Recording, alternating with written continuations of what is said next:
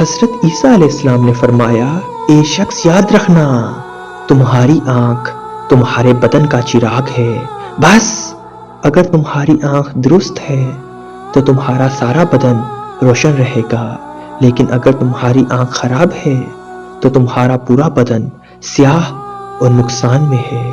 آپ نے فرمایا، اے شخص اگر تم لوگوں کے قصور معاف کرو گے تو اللہ پاک تمہارے قصور معاف کرے گا۔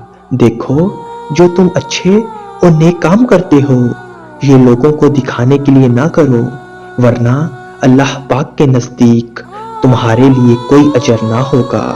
اس دنیا میں نیکی کا راستہ دوسری دنیا یعنی آخرت میں نجات کی سڑک ہے۔ دوسری دنیا یعنی آخرت میں نجات کی سڑک ہے۔